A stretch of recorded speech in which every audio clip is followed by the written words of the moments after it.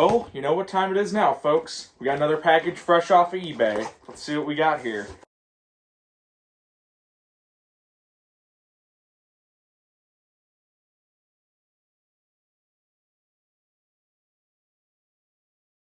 Oh.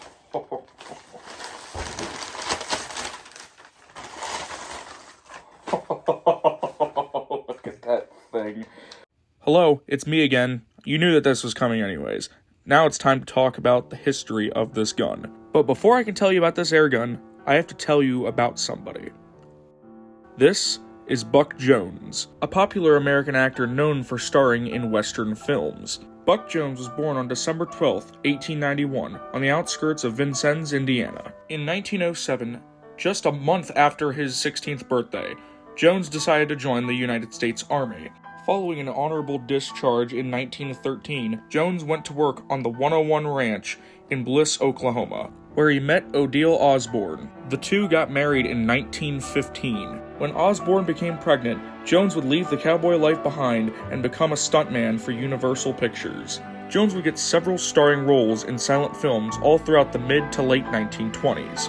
He got his first big break in 1930 when he would sign a deal with producer Saul Lesser to work on several Western films. His voice, described as a rugged baritone, recorded well. The movies starring Jones would become very successful over the coming years, and he would even have his own comic book series dedicated to him and his cowboy lifestyle. Jones would have had several pieces of merchandise dedicated to him, including an air gun produced by the Daisy Manufacturing Company named the Buck Jones Special. In 1937, Buck Jones would star in a 15-minute radio program known as Hoofbeats. In the late 1930s, Jones's popularity would slowly decline due to the fact that singing cowboys were all the rage. Jones disliked this and decided to go to Columbia Pictures, where he would star in a movie known as The White Eagle, which boosted his popularity once again. Off camera, Jones was described as a fun and free-loving person. While on set, he knew well of how to act rugged and serious. Jones would occasionally don his cowboy outfits and go meet sick children in the hospital and try to make them smile and laugh. Things seemed to be going very well for Buck Jones, but little did he know that his life was about to change. On November 28, 1942, Jones was at the Coconut Grove Club in Boston, Massachusetts, where he was performing to try to sell war bonds for the United States during World War II. While all this was happening, a busboy accidentally lit a match and started a fire inside of the club. Jones was able to escape the actively burning building, but he decided to go back in. Once he was inside, he attempted to help as many people escape the building as physically possible. When Jones didn't come out, people had to go in and save him, where he was then rushed to the hospital. By the next day, the fate of the people in the fire started to emerge. It was confirmed that 492 people were killed overall, and unfortunately, on November 30th, Buck Jones was one of those victims. In 1960, Buck Jones was given his own star on the Walk of Fame. Buck Jones died a hero that day, and he will always be remembered as a fun and free-loving spirit.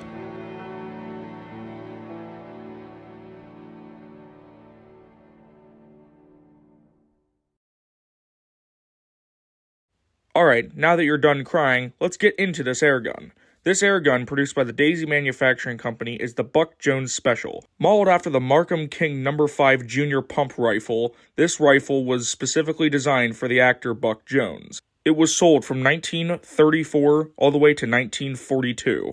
It sold alongside other popular guns of the 30s.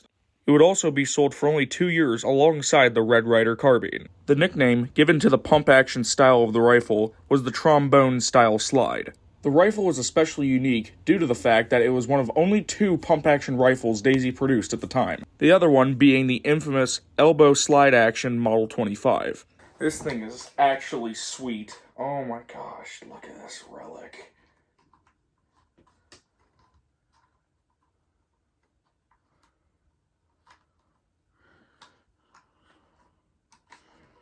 Whew.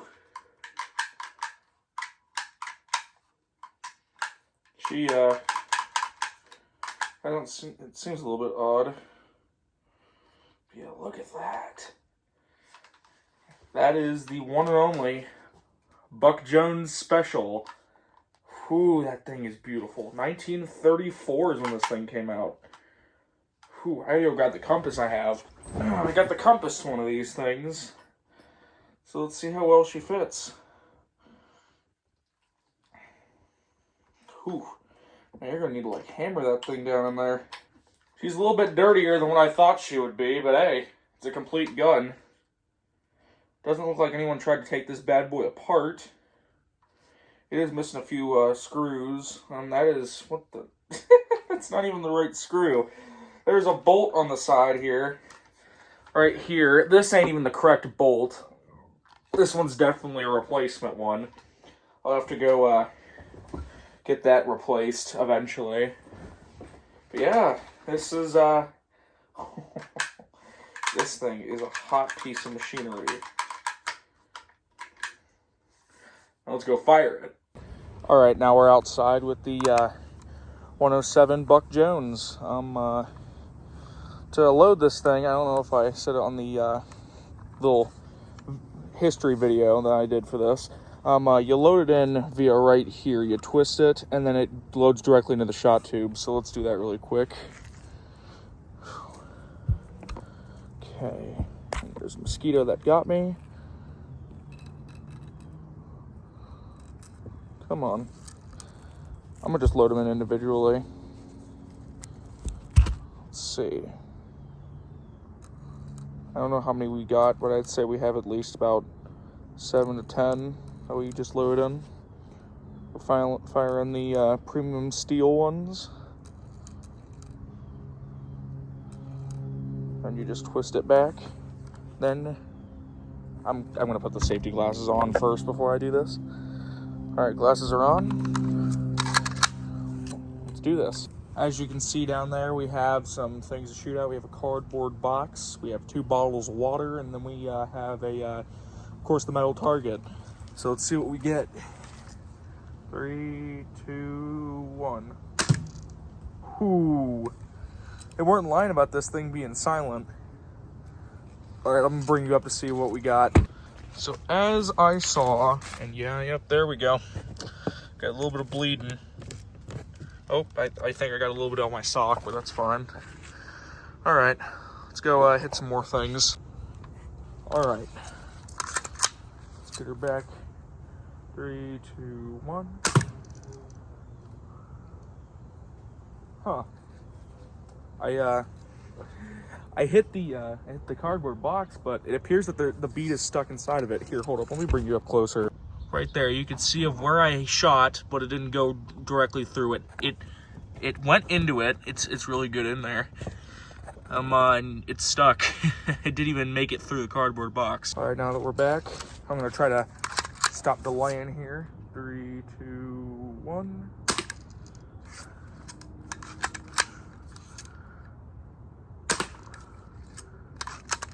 I think that one went through that time. I'm gonna hit the metal one. 3, 2, 1. I hit it, but it didn't hit any of the targets.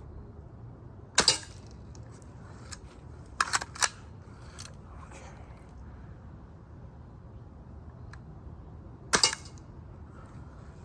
You gotta push the thing up all the way, or else the trigger gets a little bit odd. There we go again. 3, 2, 1. I'm missing every single time, so I'm gonna try to hit a bottle of water. I got like 2 more shots left. I completely missed it, and I hit the cardboard behind it. Final round, I think. No, we got a few more rounds. 3, 2, 1.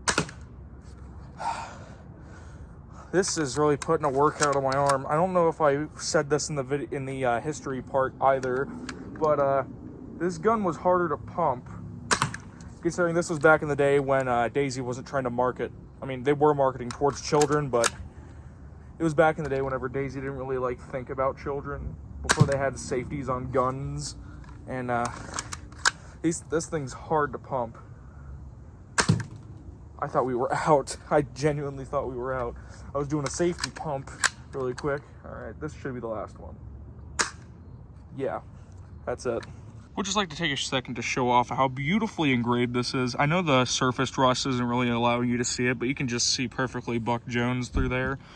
And then the sundial and compass, I was able to get a compass off of Facebook Marketplace. So I know in the original listing it didn't come with a compass. I paid a flat $100 for this thing. And so far it's doing pretty good. I'm not having any flaws with it whatsoever. Getting back to loading it. This is one of the tougher parts of it. I miss every single one of those. That's because of the fact that I have to keep this thing up at a vertical angle in order to get all the beads in there. All right, you hear this now? I load her up with BBs. It's not the full capacity. However, it should be enough. I'm gonna try to do a few good rounds. I'm gonna try to rip it as fast as I physically can. All right, let's go. Oh wait, I gotta...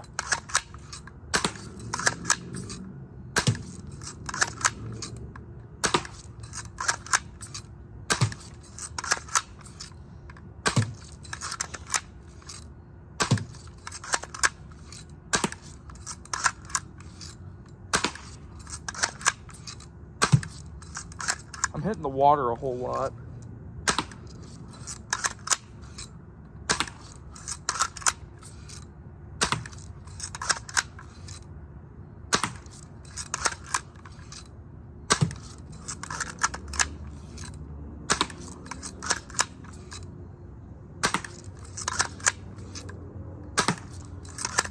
This is really tiring out my arm.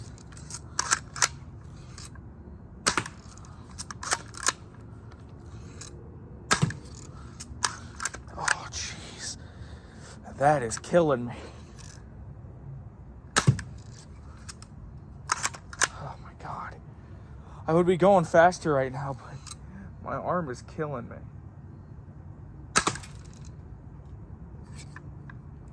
I have not an ounce of a clue what that was, but I heard something back there. I think I keep hitting the bottle of water. Okay, I'm gonna have to do it with my left hand now. Left-handed. Here we go. Okay. It's so difficult.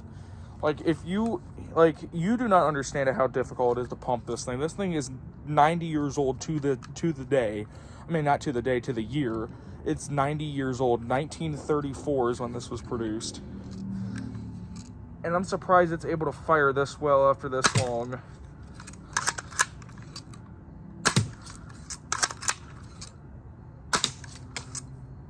That one ricocheted and I heard it hit somewhere in the yard out there. I heard that. I think my goal for the next couple of purchases I make for Daisy products is to try to collect most of the pre-war era stuff. I'm going to try to get my hands on a Buzz Barton, maybe a Model 40 military. I know there's other ones. What other ones are there? The number 5 King. Oh my God. There goes ricocheting again. I just heard that. I heard it ricochet from about the cardboard to the ground to the wooden fence that's sitting right here. That ricocheted and hit the okay, I'm not gonna hit the water anymore because it just ricocheted and hit the you know, the air conditioning thing. You know, that thing right there. Post-production me, post-video me, do like a little circle right there. All right. I'm afraid that they're gonna ricochet and hit me. I'm hitting cardboard and I'm hitting literally everything else. And some of it's ricocheting back. I hear it ricocheting back past my legs and over in the other area. So yeah. Okay, second to last round. I think. I don't know. I might be a liar. This could be the last round right here. We'll see. Okay, yeah, I was a liar. In my opinion, the Buck Jones is a really flawless gun. It's really interesting, and I would give it a 10 out of 10. Hey guys, post-recording me. Right after I got done with the YouTube short that will be posted after this video, the trigger went limp and I couldn't get it to work, and the trigger fell apart as I disassembled the gun. So now I gotta go send it to a place to get it fixed. I think out of all the, actually I'm gonna take the glasses off really quick because I don't need those. I think out of all the pre-war guns, I think this one most likely might be my favorite. The Red Ryder, the variant 1 used to be my favorite, but now I think this one's probably one of my favorites. Stick around if you want to see me shoot any of the other ones in my collection. I'm looking at a few of them that I could fire. Anyways, this is Red Ryder 06. I'm signing out.